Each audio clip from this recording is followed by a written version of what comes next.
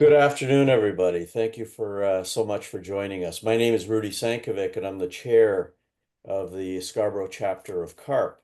Today, we've got an interesting and important topic on enhancing sleep quality for optimal health. If you're like me, it's hard to get a consistent night's sleep night after night, and we all know that without making changes to your sleep patterns, they could have negative consequences on our health. So today we've got Dr. Shilpi Gupta, who is a specialist in not only sleep issues, but also on many things related to seniors' health. She's a scientist, PhD, and runs her own business, Curious and Creative Labs. And it's a lab that focuses, amongst other things, on healthy aging for seniors. So she runs a number of workshops, sleep being one of them, um, that are important to all of us. So with that, Dr. Gupta, I will turn it over to you for the next hour. Thank you so much for joining us. Appreciate the time that you're giving us, and I'll turn it over to you to talk about the importance of sleep in our lives. So thank you so much for joining us. Thank you. Thank you so much, Rudy, and welcome everyone. So, Rudy has given us a little bit background. Sleep is very important for us. First, I will start with this question, and then I will give you a little bit historical background why sleep is important, what we know, the latest research, and the most important, we will discuss the toolkit. The toolkit, which I call the toolkit is behavioral modification, which you can use to enhance your sleep and also rest. So let's start with this question, why care about sleep? So, sleep is a time when we are disconnected from our environment. And you can't see the danger, you can't respond to threats. It's a vulnerable state. I am asking you to imagine our ancestors 300,000 years ago. They were living in open caves, living in the environment which was hostile. There were wild animals and everything around, but still they were sleeping. So that might say something important about sleep. That's the first clue, which is important. Sleep, evolution has kept sleep for so many years, millions of years. Sleep is there with us, so it might play an important role. That's our first clue. The second, everything that has life sleeps. Even the animals which are living underwater, they have developed ingenious ways of sleeping. So they have adaptations where they keep, like dolphins, they keep half of their brains active when they are sleeping and half of it is sleeping. And they reverse it, alternate it during the whole night time when they are sleeping. So that's a second clue. The third clue, which is from our modern time, every spring, when we shift the clocks forward for daylight saving time, people lose just 1 hour of sleep. And what happens? We see a spike in heart attacks, strokes, and car accidents. And in some studies, by as much as 20 to 25%. So, just 1 hour of sleep loss can seriously affect our health, our thinking, and our safety. We now have strong evidences with that, like this is a very important and understanding of the importance of sleep. But now there are strong evidences from shift work studies. So the studies which are conducted on night shift, the people who are doing night shift, so their sleep pattern, the natural sleep cycle is disrupted, and that puts them at higher risk of heart diseases, obesity, and metabolic disorders. So these are the few clues or evidences which lay the importance of sleep. And I think now I have everyone's attention. And so with that, let's just review what I have for you today. So first, I am a scientist, and I believe when we understand the science of things, we understand what is happening to our bodies, and we know a little bit language of our body. So we can catch the early signs of diseases and we can act on it with methodological way. So we will first understand the signs of sleep. What are the normal changes which happen as we age with our sleep pattern? The second, we will discuss the sleep toolkit, which is the different modifications which you can apply in your daily life, your routine to optimize your sleep quality as well as quantity. Then we will discuss the sleep rest toolkit. So these will be strategies for prioritizing rest on days you need it most, so when the sleep is compromised. And then we will have a recap of everything and we will open up the workshop for questions and discussions. So let's start with the signs of sleep.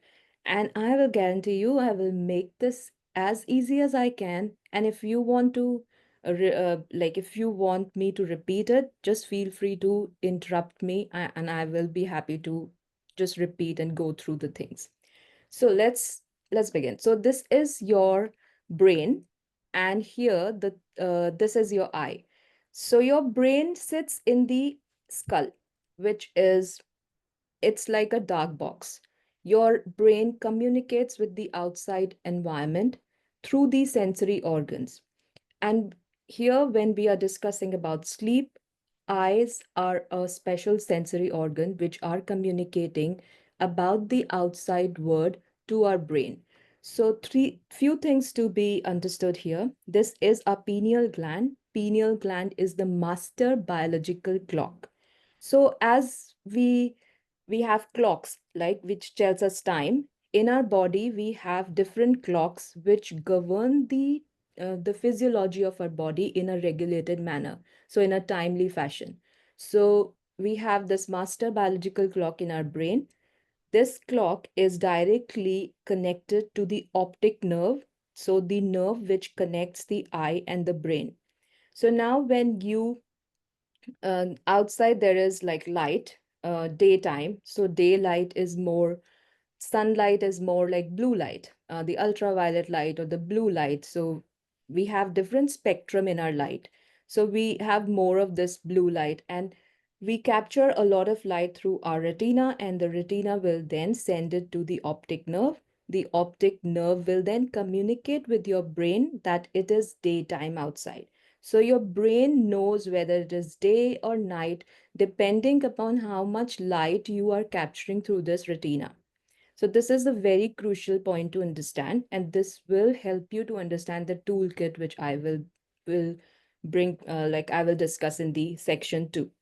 But here, so the reverse thing happens, like when the brain receives this signal that it is daytime, the brain starts the daytime physiology. So what is daytime physiology? It is your metabolism is quite active, you are quite active, energetic, and your body is functioning in its full potential during daytime. Now, when it is evening outside, or when it's about the blue light is less and orange light is more.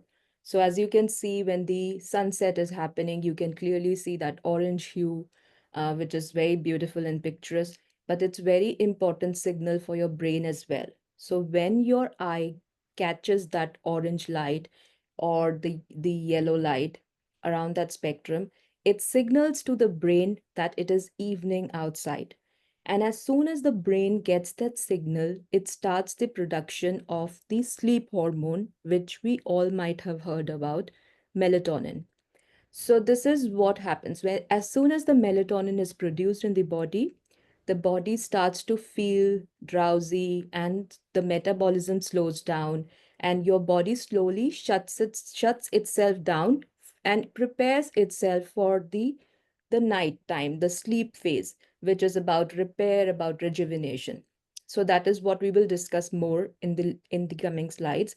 But this is the simple physiology. So light is a very important indicator, and eyes are communicating this to the brain, whether it is daytime or nighttime. And with that signal, the brain is communicating with the rest of the body to either start the daytime physiology, which is metabolism high and everything is energetic, cortisol high, either or the nighttime physiology, which is melatonin high, and the rest of the things will slow down slowly. So this is what the simple science behind the your sleep rhythm in your body. Now, most of us understood before that sleep is a dormant phase. Like we sleep and our body just completely shuts down. Our brain completely shuts down and we are just sleeping. But it's not true. Our brain is quite active when we sleep, and it's active in a different way.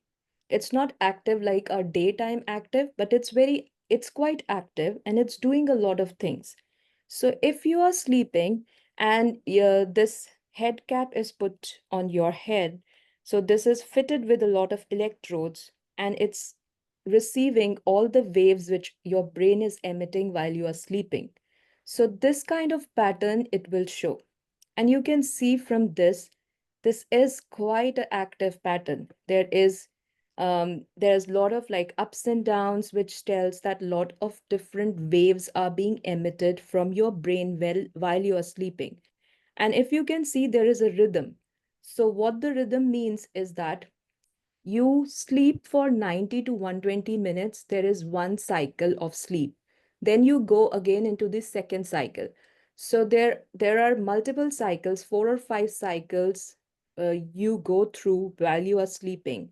And this each cycle of 90 to 120 minutes is comprised of 4 different stages.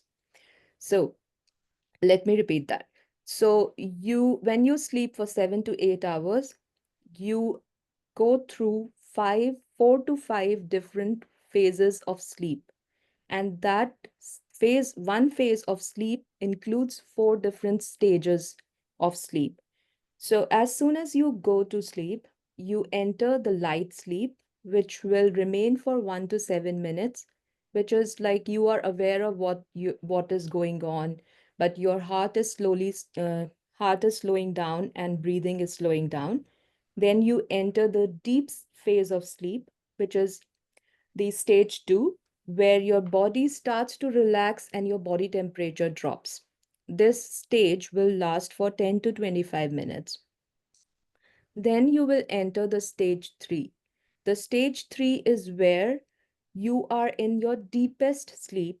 You are unaware of what is going on. Your body is now semi paralyzed. Your heart rate is 20% down. Your breathing is very slow. And your brain is emitting brain waves, which are theta brain waves. Uh, then you will enter into the stage four. Stage four is where you dream and your eyes are rapidly moving. So this phase we call REM phase, which is rapid eye movement phase. And this phase lasts for 10 minutes to 1 hour. And like this, you will complete the 4 stages. Then you will start from stage one to stage four.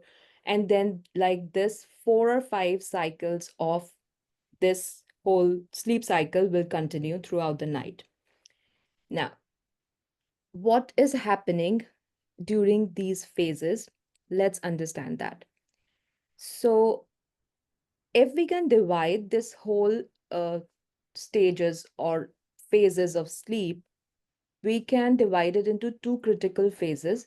So, first is the critical 4 hour window, and then is the next 3 hour window. So, what's happening like the general functional function wise, we can say that in the first 4 hours of sleep, the body enters deeper stages of non-REM sleep and there is slow wave sleep. So most importantly, this phase is important for reducing sleep pressure. So that a tired feeling we build up during the day, it is being cleared up during this phase. So you are neutralizing the urge to sleep. The next 3 hours of your sleep is very important. So the first 4 hours you are neutralizing the urge, and the next 3 hours is where all the wonderful things happens. The repair, rejuvenation, uh, everything your body wants to repair is happening during that 3 hour window. So when you are dreaming and when you enter the deepest phase of your sleep, that is where your emotional processing, memory consolidation, cellular repair, your gut repair, your brain is being cleared out of all the junk that amyloid plaques or tau tangles, everything is being cleared up during that 3 hour of window. So as you can see, both of these phases are very important for us.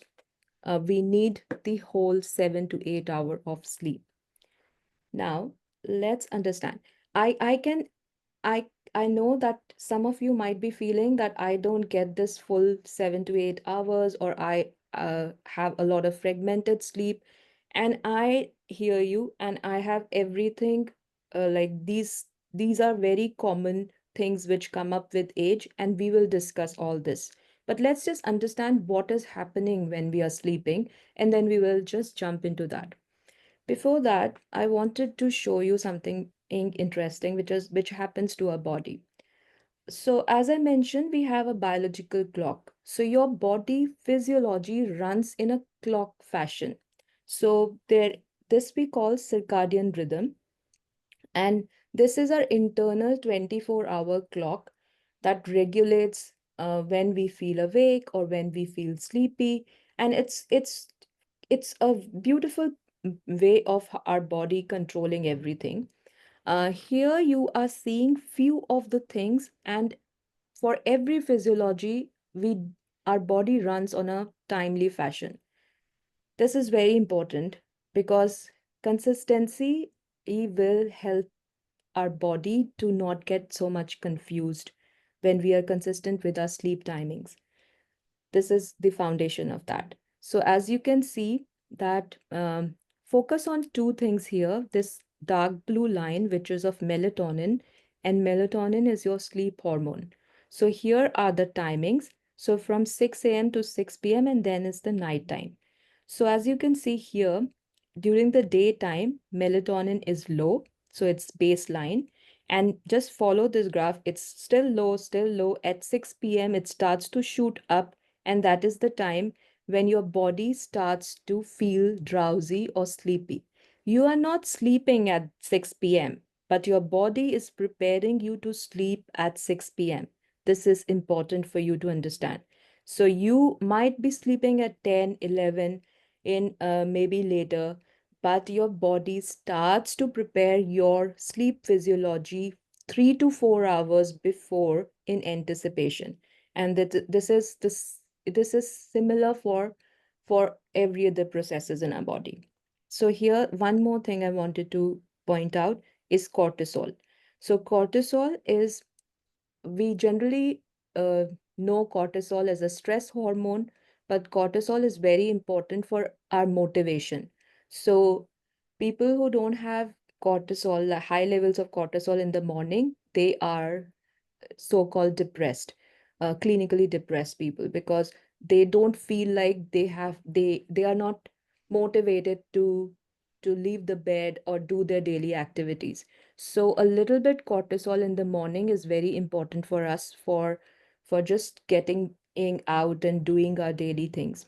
So if you can see here, the cortisol is low when we are sleeping, and it shoots a little bit up from 2 a.m. or 3 a.m. If the person is waking up at 6 a.m., the cortisol starts to rise in our body from 2 to 3, and slowly it's building up. And now, when you are awake completely, the cortisol levels are high.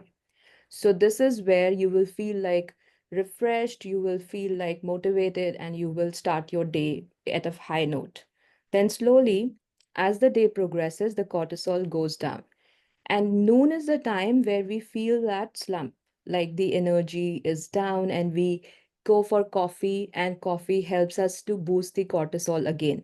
So that is what coffee does. It will just gives us a rush of adrenaline, and it increases our cortisol in our body, and we feel motivated again to do our activities. But this is a normal thing. You can nap at that time, or you can go for a coffee if you're looking to do something, some work.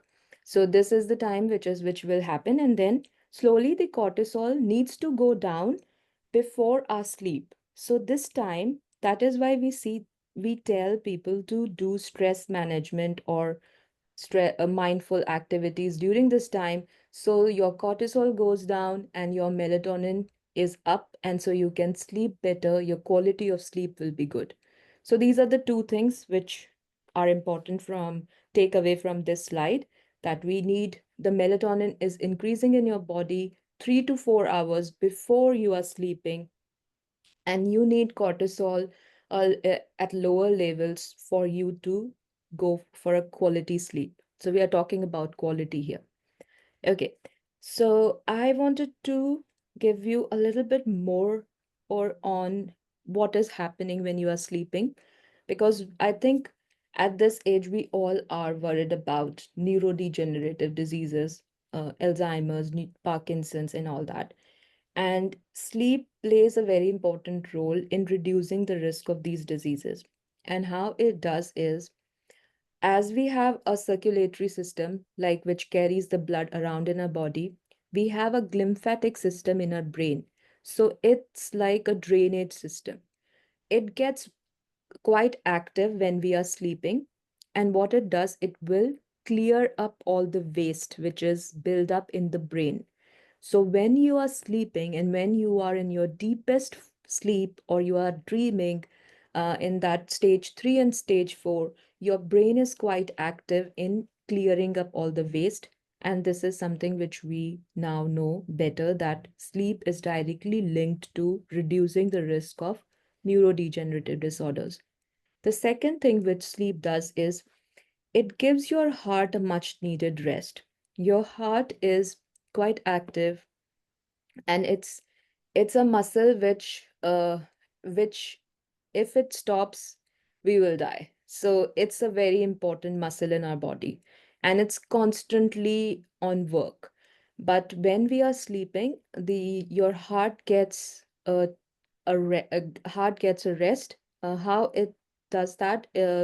Your blood pressure reduces by 20%, your heart rate decreases by 10 to 20%, and this helps your heart to get rest during sleep. So that's also another important aspect. The third important aspect is about the gut. So we know that there is a connection between your gut and your brain, um, and it's directly related to again, your neurodegenerative diseases.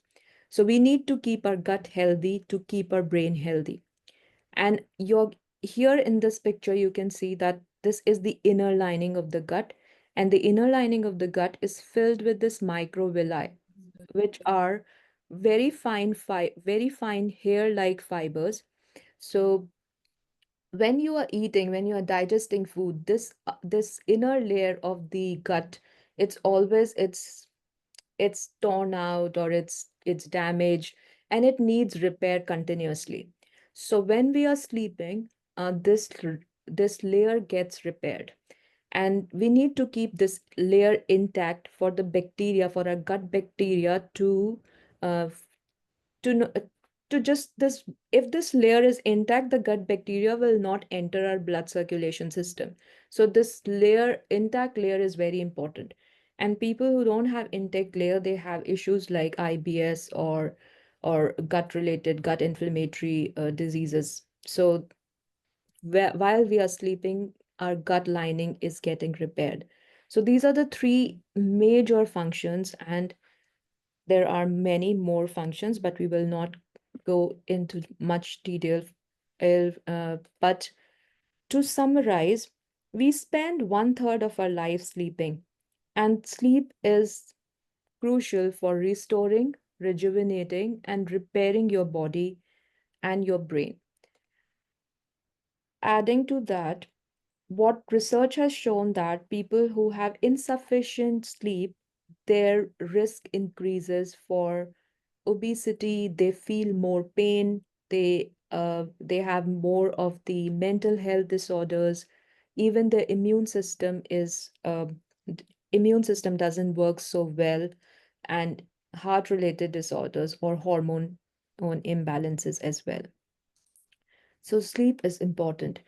And to summarize this talk, the first part, I would say a good laugh and a long sleep are the two best cures for anything.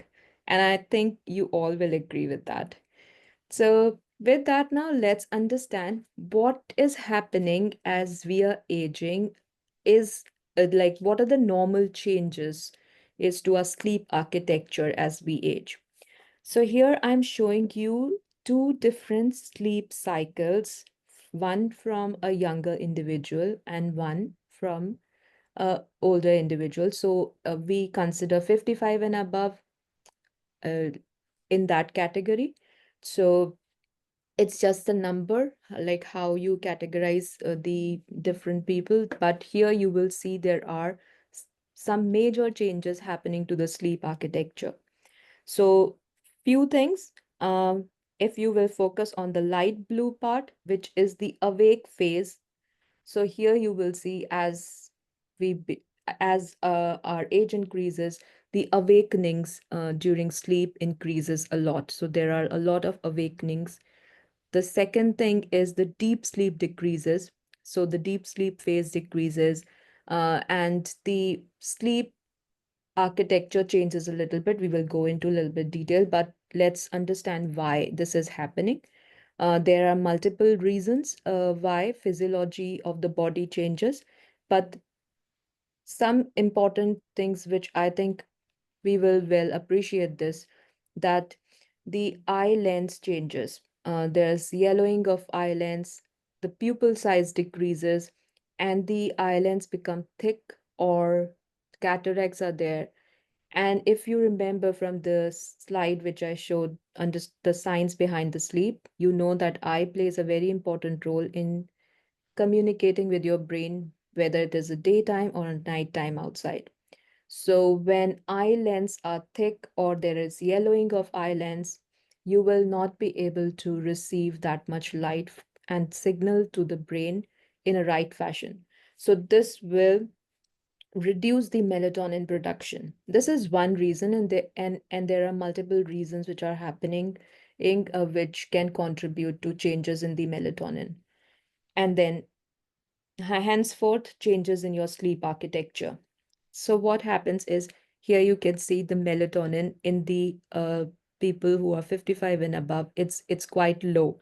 So when melatonin is low, you will not go into a deep sleep phase, or you will not be able to sleep better.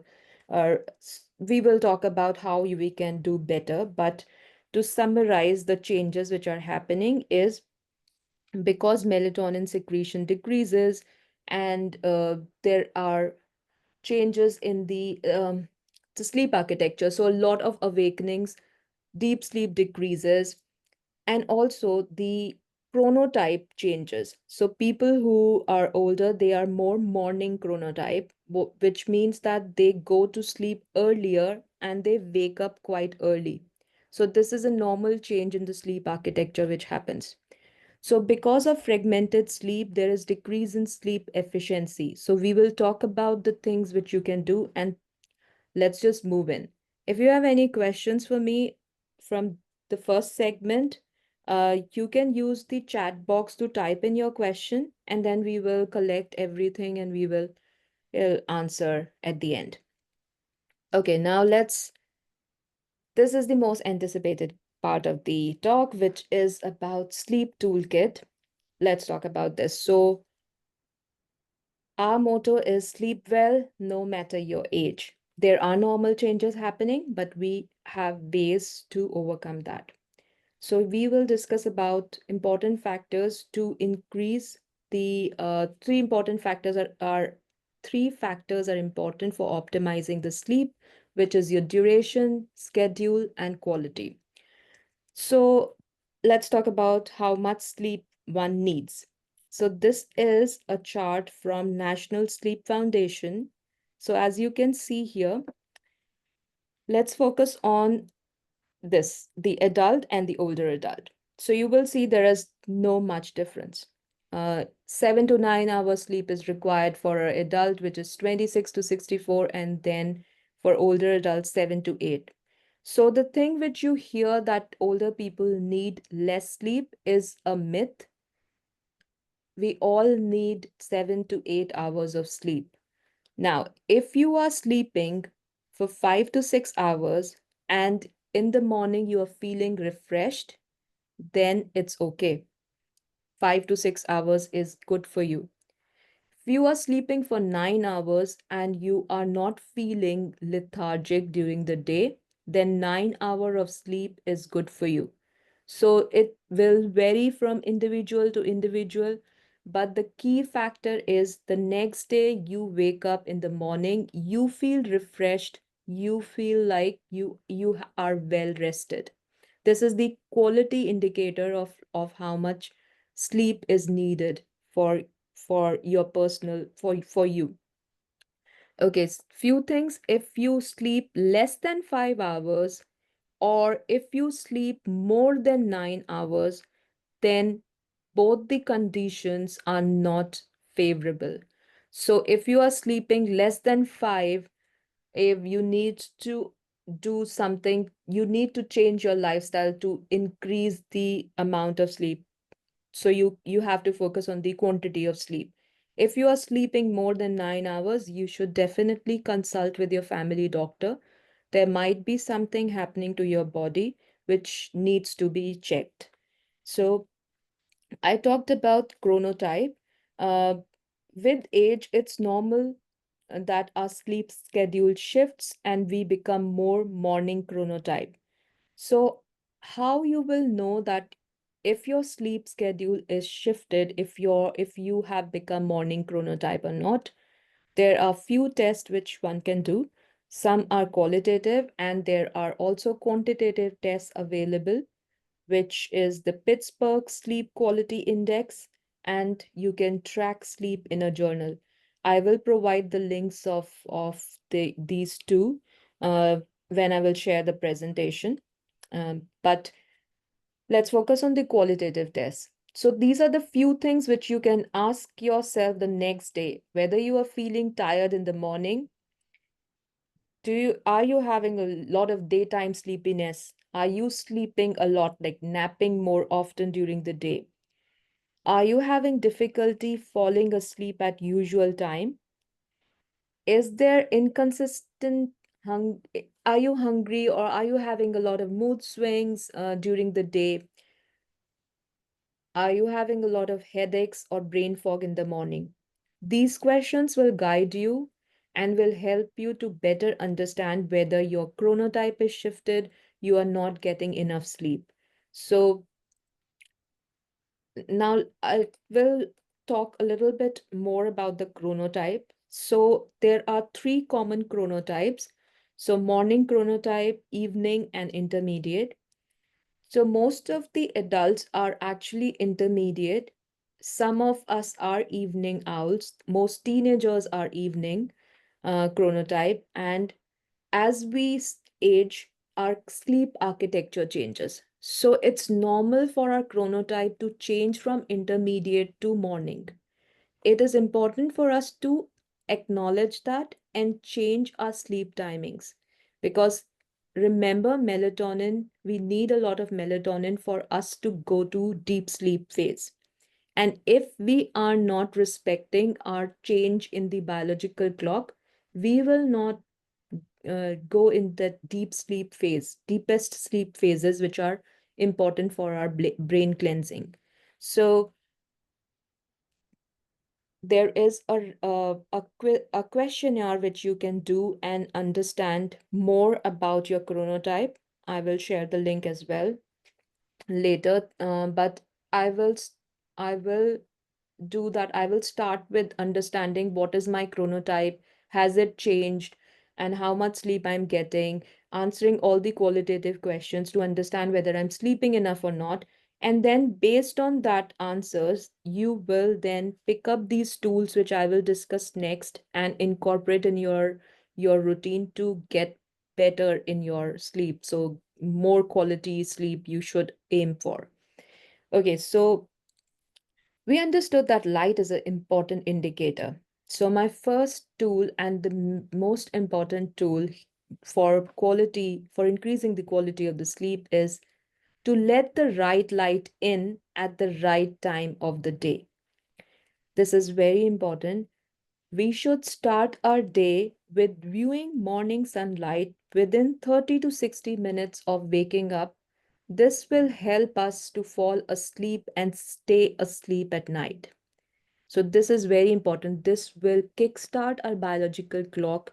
And if your biological clock is misaligned, in 7 days or 2 weeks' time, you will align your biological clock by doing the simple thing of viewing morning sunlight within 30 to 60 minutes. Okay, so this is the first thing. Now, there are days where we don't see sun, overcast days, rainy days, and all that. So what about that? We should increase the time we are spending in the spending outside. So even if we are unable to see the sun, there is a lot of sunlight.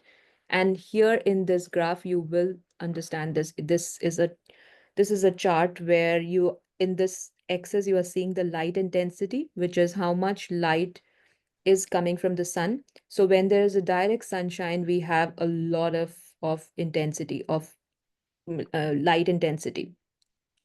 Daylight is 10,000, overcast day is almost 1,000, which is a good amount of light for our biological clock to get activated. So feel that it's a daytime. And then you will see that in the twilight or the nighttime, it's about in fractions. So this is the time where our biological clock is it's changing our physiology, changing the physiology to the nighttime. Now I want to focus one more thing here. Overcast day is 1,000. Now you will see here operating theaters, supermarkets, offices, labs, classrooms, waiting rooms, all these, like the artificial environment which we have created, all these are at all these are emitting a lot of light. So all these environments are super lit environment and they have a luminosity of 1,000, which is similar to the overcast day.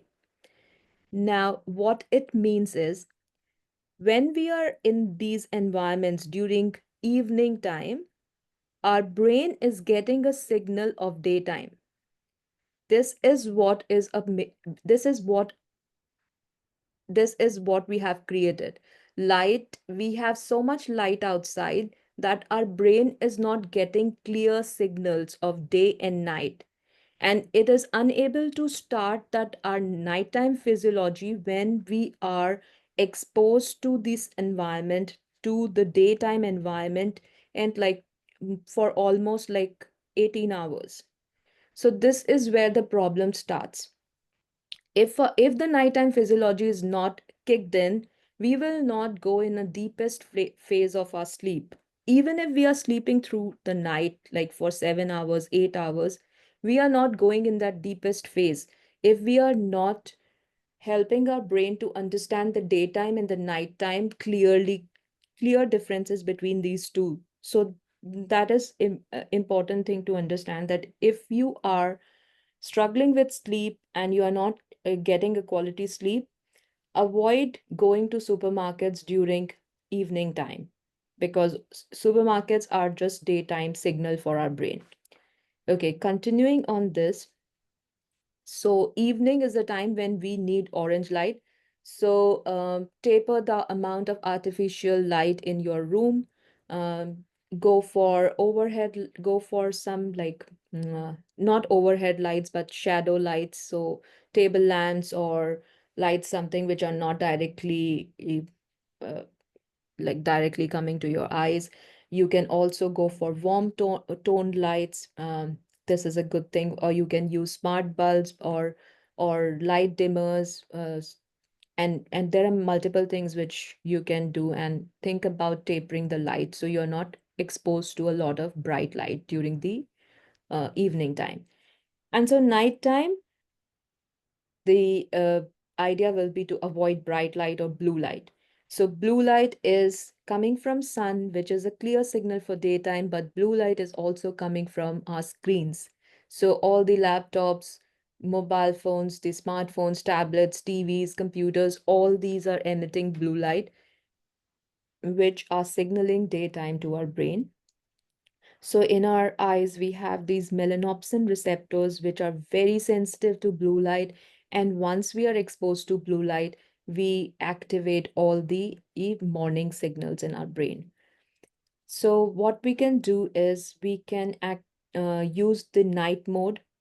Every smartphone comes with this feature, or now even smart TVs are coming with this feature. So use that feature and activate it, and set it to the automatic mode. So around 6 p.m., it's automatically your phone is shifting from the blue light to orange light, and this will reduce 80 to 90% of the blue light, not 100%, but 80 to 90%. So one should avoid using phone just 30 minutes or 1 hour before sleeping.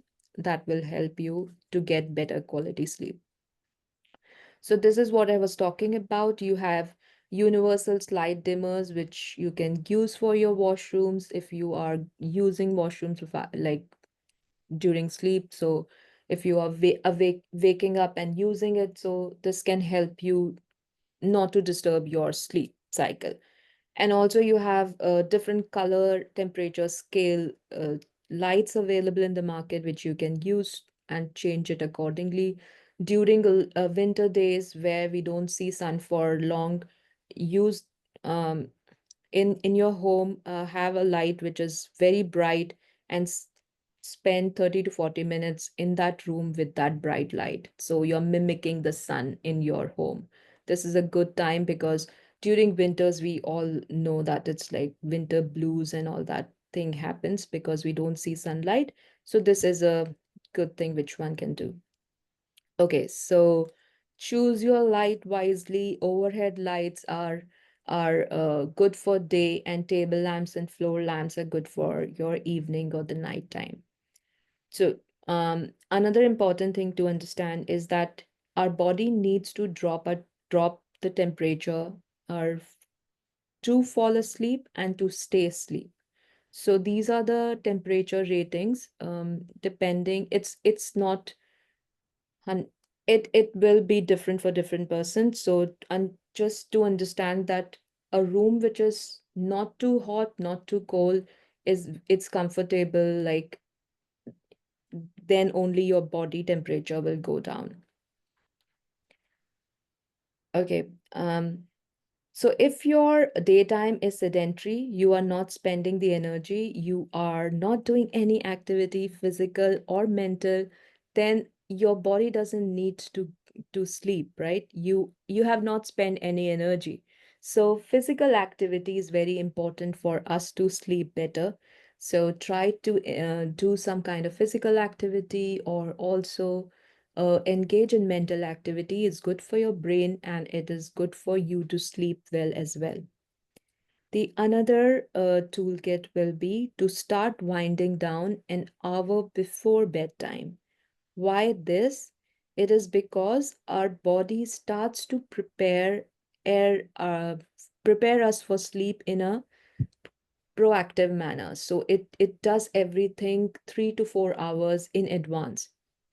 So when we stick to a routine, and it is good for our brain and our body to follow that.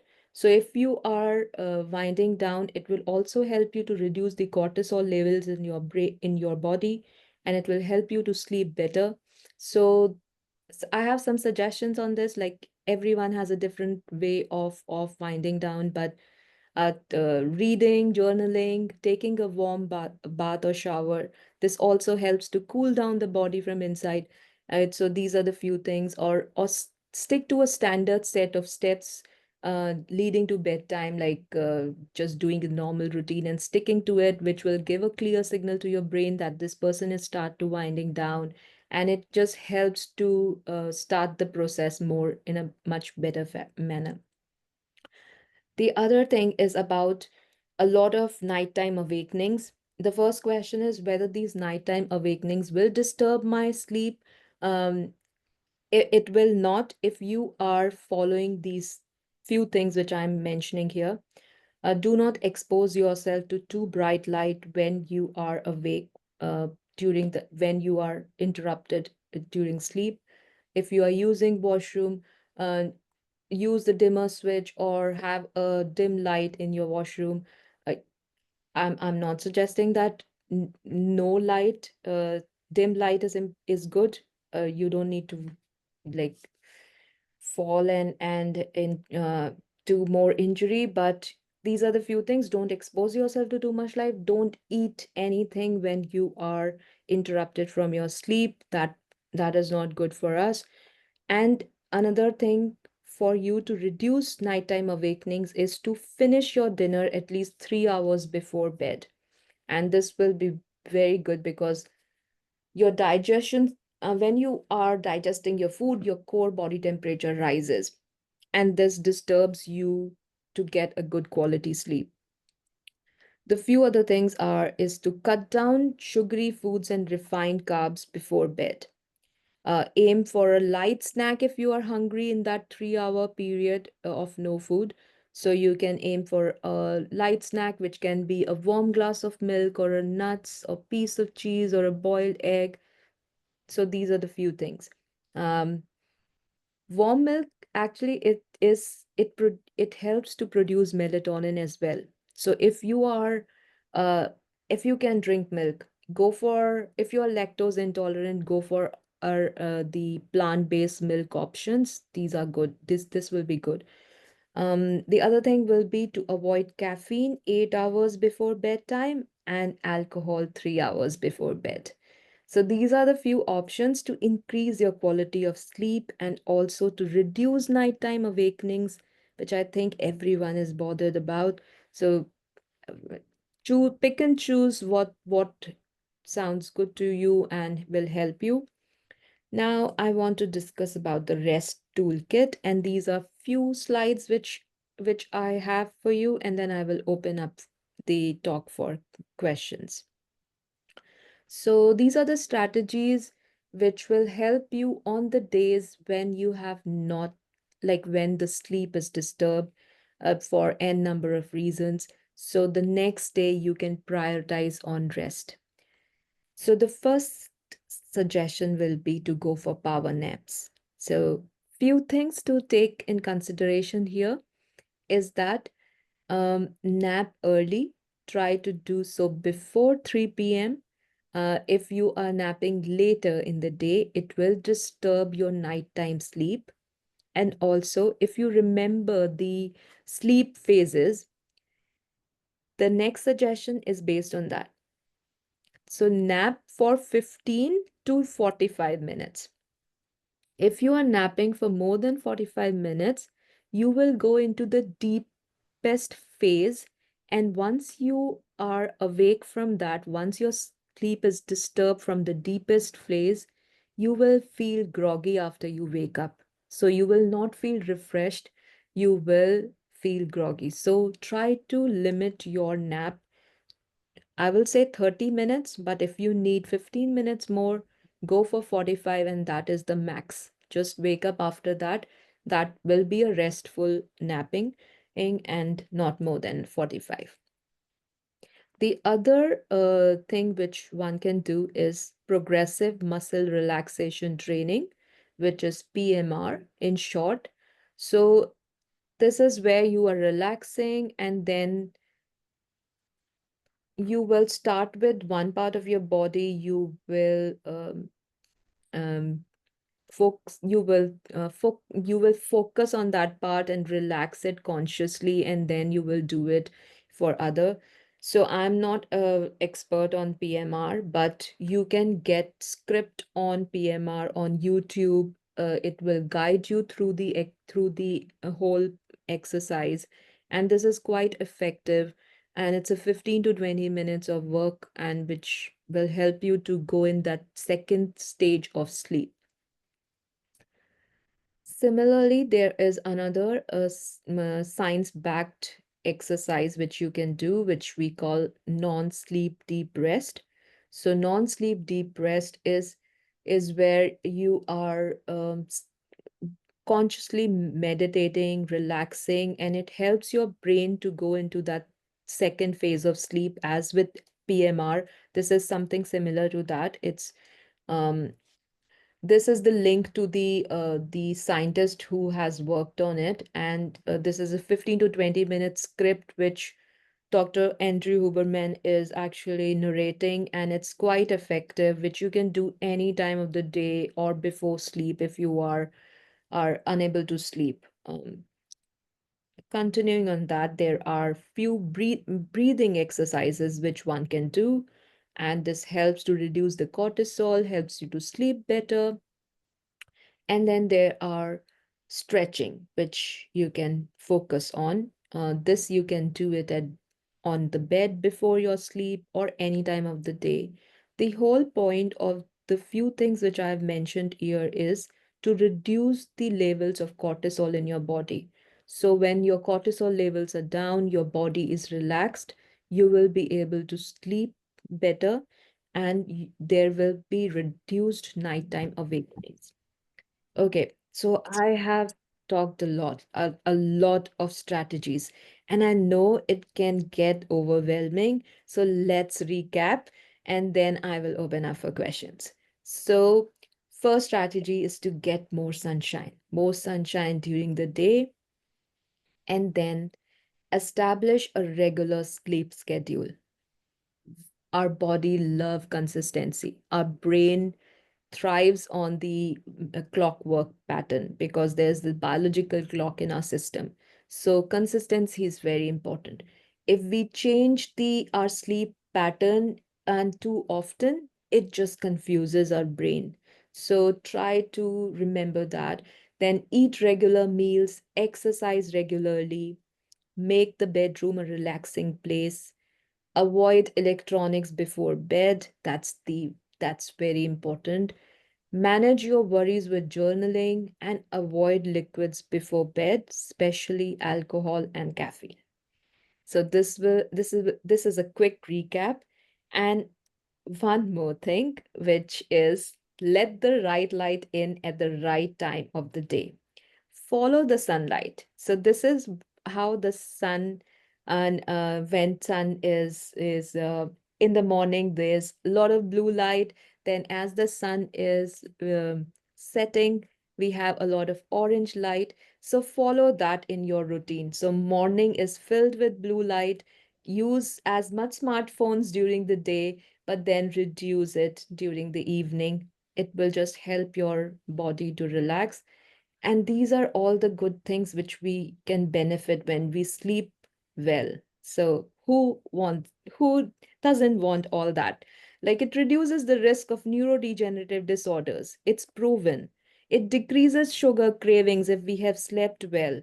It lowers depression and anxiety. So all the good benefits you can get just focusing on increasing the quality of your sleep. So take whatever you want. Start with one, and I will just nudge you to start with more sunshine in during the day, which will reset your biological clock and will help you to do better. Thank you, everyone. And if you are not aware, I have a book which is available on Amazon. So if you want, you can check that out. It has 10 different chapters on healthy aging. And now I can take questions. Hey, Dr. Gupta, that was excellent. Thank you so much. A lot of good practical advice. There's a couple in the chat line. You might want to start with that first, Okay. or do you want to open it up to questions? Yeah, we can start with that, and then whoever wants to unmute themselves and ask questions, most welcome. Okay, good. I have a question that your sleep circadian rhythm assumes 6 a.m. to 6 p.m. daylight, but we live in the northern hemisphere, say 5 a.m. to 6 p.m. Okay. Um, I think that this is a question related to the graph which I showed, which started from 6 a.m. to 6 p.m. But that was just a representation to understand how the biological clock works in our body. It's not about 6 a.m. to 6 p.m. Like, I'm not talking about 6 a.m. to 6 p.m. It's just a representative a way of explaining that. So the biological clock is different for different people, and it's well adjusted to the place where you are living. So in northern hemisphere, where the it will be different depending upon the sunlight, how much sunlight we are getting. Does that answer your question?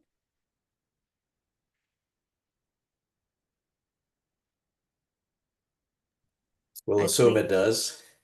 Yeah, I think I think the next question is is on the same line. Does this rhythm vary with individuals? Yes, it does vary in individuals. But if you are okay, so your biological rhythm will be will be consistent with your routine, and it can change if you change time zones. It can change if you with your age. It can change if you are with different biological factors, but it remains consistent for an individual. So it will be different for different individuals, and not too different, but slightly different. It's a 24-hour cycle, and most of us, if we have like our daytime is like, we are not night shift workers. So if we are just like, we are active during the day and we are sleeping during the night, then this is the rhythm which our body is following. Our rhythm is attuned with the sunlight. So we follow the sun. So our biological clock follows the sun. But I'm a night owl, so I don't know. I've always been like that. So I guess that's what I'm stuck with. No, okay. So my question will be, if you consider yourself a night owl, so when you wake up the next day, so are you active? Are you like feel refreshed when you are sleeping during the day and you are very active during the night? Is that what your Not, no, not necessarily. But when I wake up, I'm very fresh. It's just that is my rhythm, and it just works really well. So Yeah, yeah, there are 10% of people who are night owls. Majority of us are intermediate. 80 to 85% people are actually intermediate. But there are some night owls which work fantastically, and that is that is okay if you are not feeling anything, but you are consistent with your night owl or rhythm, yeah, right? Yeah, yes. yeah, then it's perfectly fine. It's just that everybody almost always says go to bed early, get up early. So I always feel, oh, something wrong with me. No, it is not abnormal. Some people are night owl and they function well. They know that they function well during that time. Like for teenagers, they are early bird. They are Yeah, night owl. So yeah, if we force them to get up early for school, they you know that how they will react to that, right? They are always grumpy in the morning and you can't make them do anything because we are forcing them to go against their circadian rhythm. yeah. So yeah, there are some changes happening to the school times, which people are now considering depending upon the science. But short answer, you are perfectly fine. Okay. My this is my next comment was I go into deep sleep right away according to my Fitbit. I've noticed that, so that's doesn't follow the normal rhythm also of Okay, light, REM, and then deep. I go most times right away into deep sleep, okay. which is So you go into Fitbit doesn't give you a lot of data about sleep. It generally categorizes sleep into deep sleep or REM sleep. But when you will use more sophisticated sleep devices like Aura Ring, which is specifically designed for monitoring your sleep, then you will get four different phases of sleep. So okay. Fitbit is more like your walk tracker for your walking. Like it's just speedometer. It is not designed for sleep. So yeah, maybe that because of that. Okay, thank you. Thanks a lot. Um, I have another question. Like the in the chat is you can you assume you enter the deep phase of sleep if you dream? Yeah, actually.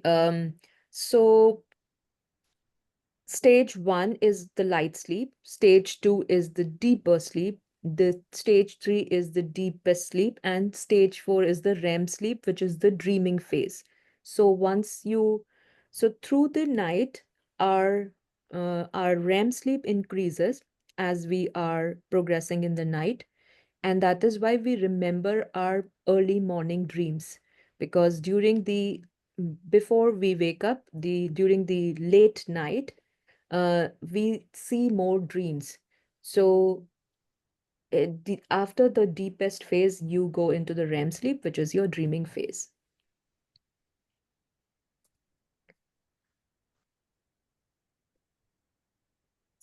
Any other questions for Dr. Gupta? I think there is one more question in the All chat right. box. Okay. Just any suggestions for getting back to sleep after waking to use the washroom? Okay, so few suggestions around that. So if you are using the washroom and you go back to sleep, if you can't fall asleep in 20 minutes, then get out from your bed, just do some very boring activity, read a book, or just roam around, listen to music, and then go back to sleep. Don't eat during that time. Don't engage in too much of engaging activity where your brain gets quite active. So it's all about like um non n- n- no, mental stimulation should not be there. So boring activities which will help you to sleep, go back sleep. And during that time, do PMR or do NSDR, or just there are a few other things like mental dreaming state which you can create. You can sleep and you can create a state in your brain which is your happy place, and you can dream about that, and slowly you will fall asleep. So these are the few things. You should not eat, you should not expose yourself to bright light, don't check your phone during that time. If you are not doing few of these things, try to do the things which I mentioned, so both will help. Some things that you should not, and some things that you should do. Okay, so there's two more questions. Do cherries in the evening help to go to sleep? Yeah, I have heard about that. Cherries in the evening help to sleep. Um, in some people, yes, but it's not a consistent thing for everyone. But for warm milk, if warm milk is milk has tryptophan. Tryptophan is an amino acid, and tryptophan helps to make melatonin in your body. So warm milk is also good, and cherries also have like tryptophan, so that is why it is related. But for some people, it do work. How do these sleep devices work? Do they have to be in the bedroom? Doctors tend to advise against having electronics in the bedroom. So the sleep devices which I mentioned about the Aura ring, it's a ring which you can wear, um, and it doesn't have a screen. It's just a simple ring. So it has electrodes in it, and it will monitor your readings based on your skin temperature, your heart rate, and all that. Okay, is there any final questions before we sign off for Dr. Gupta? All right, with that, Dr. Gupta, I'd like to thank you for your time. Great presentation, lots of good suggestions and practical advice for us. Just to let everybody know, you can see Dr. Gupta's contact information there if you'd like to reach out.